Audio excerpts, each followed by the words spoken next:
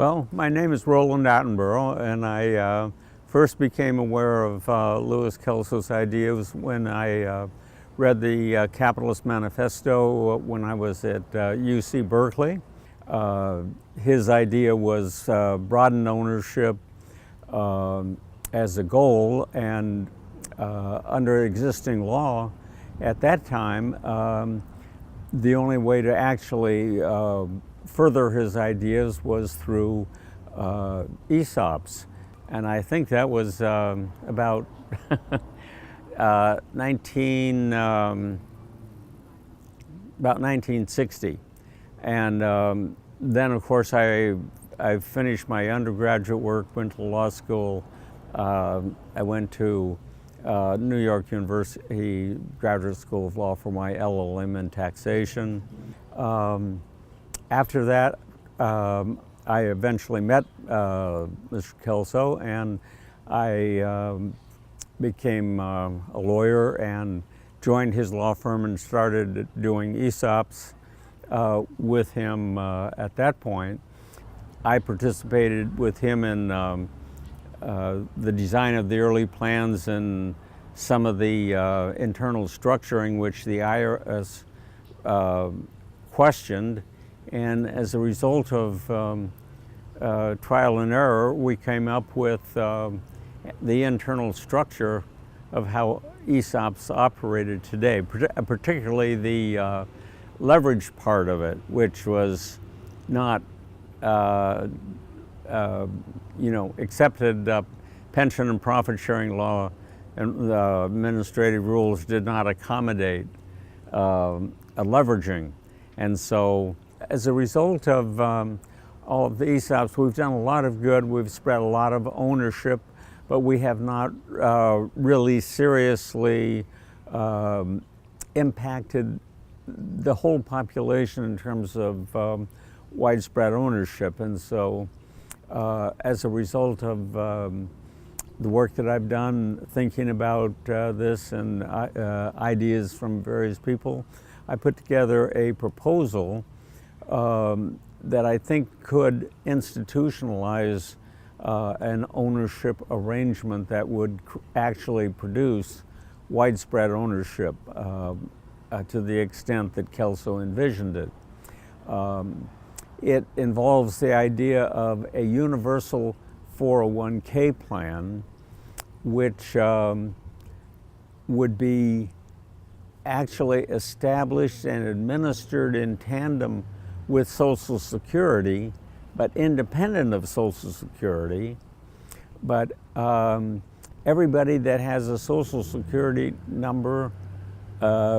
beginning with a person today at date of birth, they get a Social Security number, and so everybody would be in the system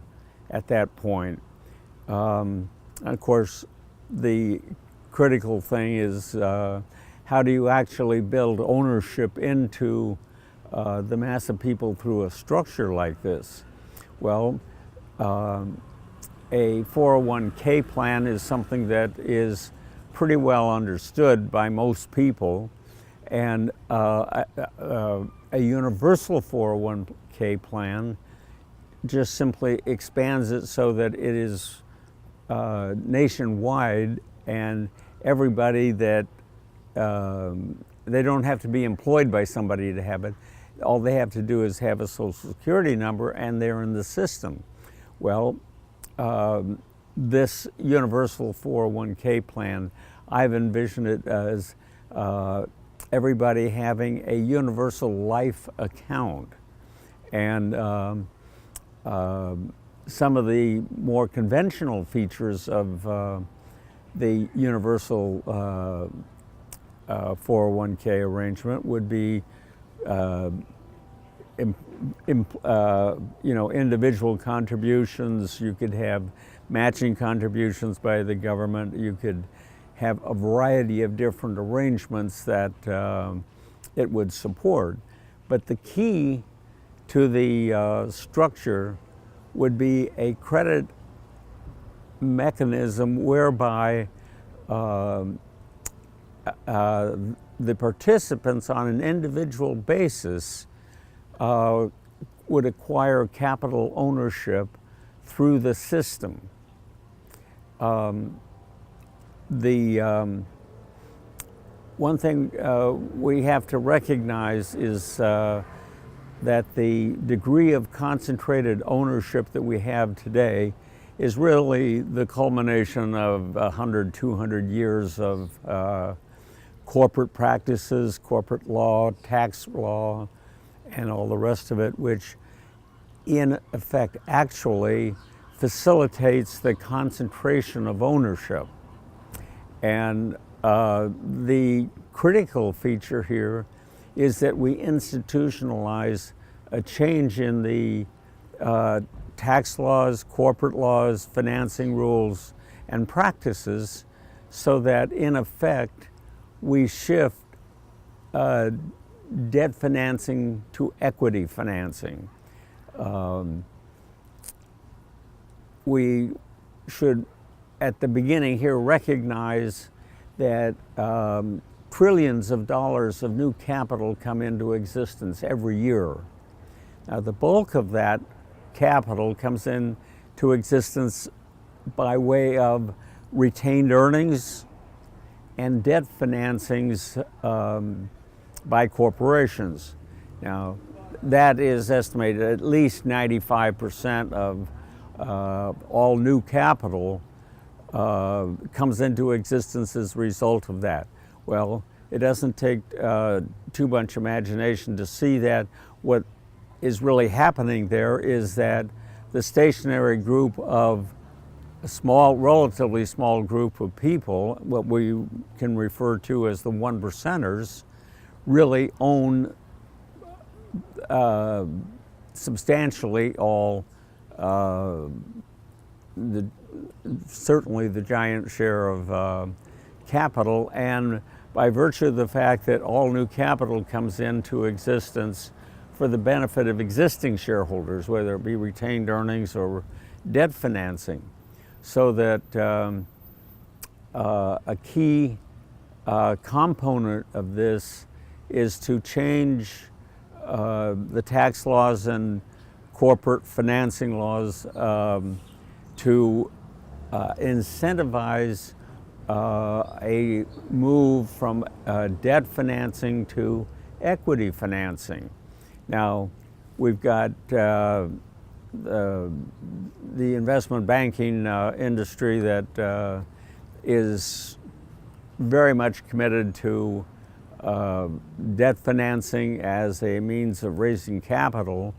and a huge amount of money is made by the Goldman Sachs, Morgan Stanleys, and all the other investment banking institutions. And so a practical approach for this program is not to penalize the already wealthy and the people such as the Morgan Stanleys and the rest of them, but to create an incentive program that superimposes itself upon the existing system and incentivizes a shift to more equity financing. Now, the way that the equity financing would need to come into existence would be through this universal life account system, whereby an administrative structure would be set up to facilitate the syndicating of equity financing through this system that would be acquired by individuals totally across the country without regard to whether they're employed, not employed, homeless or wealthy or what have you.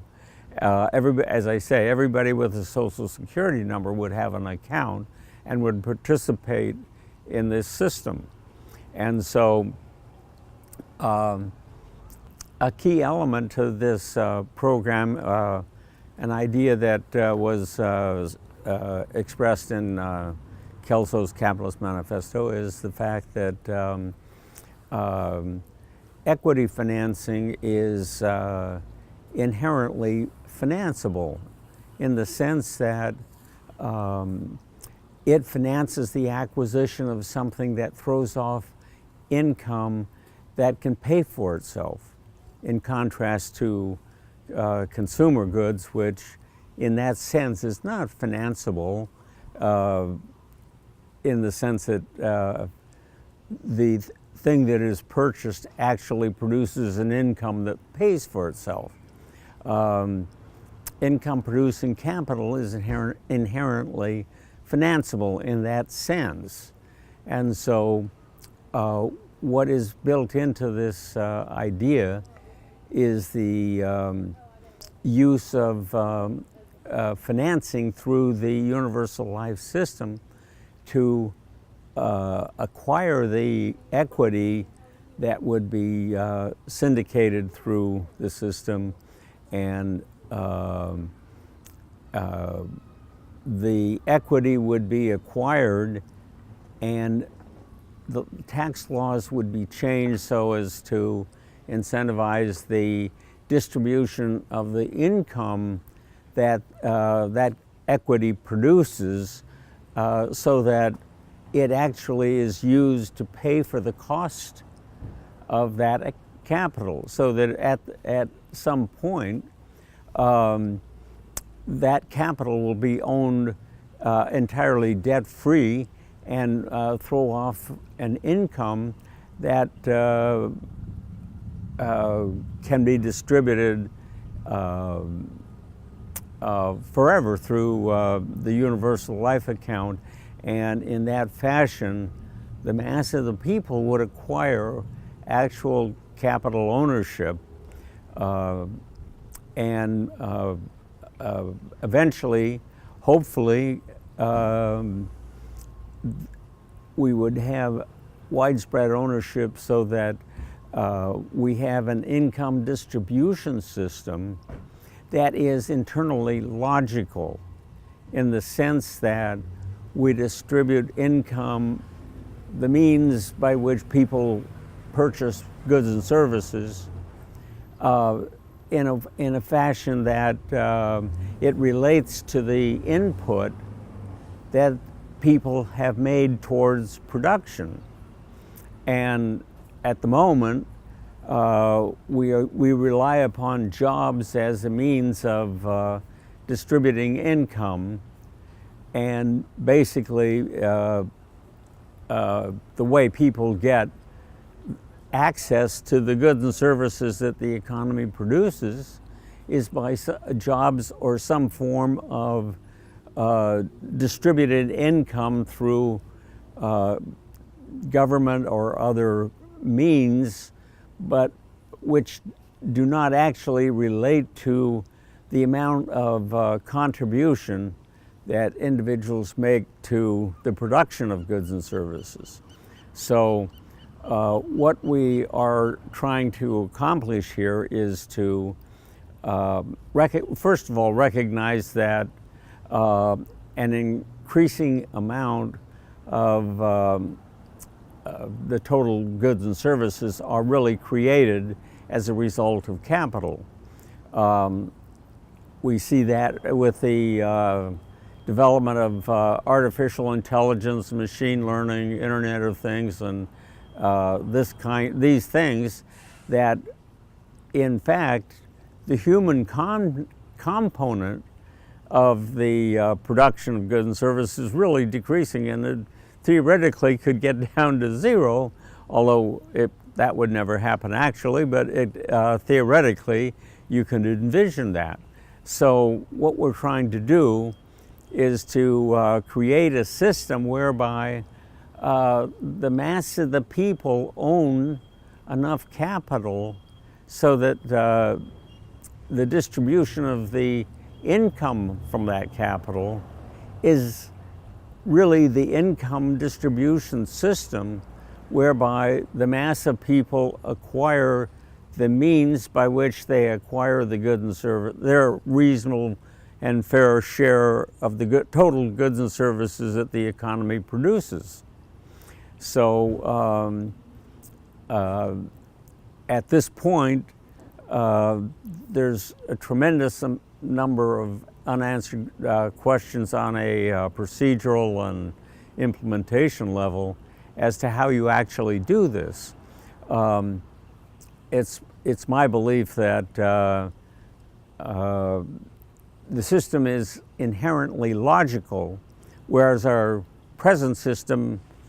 doesn't make sense in reality, because you're not distributing. Well, I should say that the income distribution system that we utilize today does not relate what people put into the system versus what they take out of it. The concept of a universal 401k plan have been advocated by a number of economists, and in fact, Bill Clinton and Hillary Clinton, both in his administration and her campaigns, in various forms have advocated a universal 401k plan, but in their case, the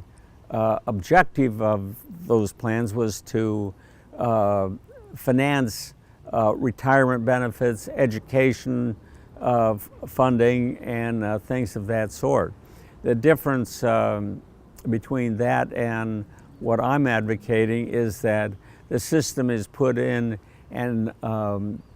implemented universally for everybody, and that it is designed not just for a specific purpose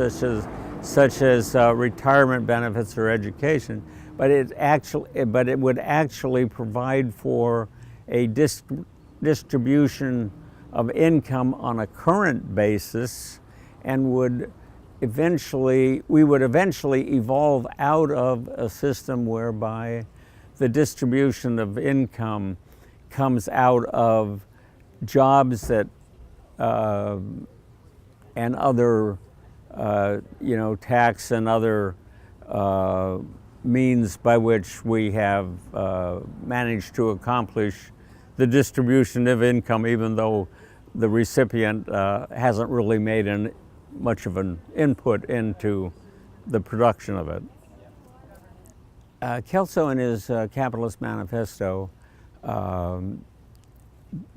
described a variety of things that could be done to implement his idea, but they all would require pretty significant legislation, and actual direct ownership is really the key that institutionalizes a system that really inherently gives to people on a mass scale real freedom, in the sense that in the democracy we think we have individual freedom because everybody has the right to vote. But in reality, when you have concentrated ownership, the economic power frequently, and in today, most of the time, superimposes itself upon that, and meaningful individual freedom can only be protected when there is economic security that comes from actual equity ownership. As it is now, the distribution of income is pretty much a political issue, and one that people really don't have much control over in their day-to-day life. The system by which they get income is decided politically and in various ways by the one percenters that control the means of production. That's basically what's happening. So the idea behind this is, one idea is to build economic security into the mass of the people, and that is a basis of individual freedom on a continuing basis.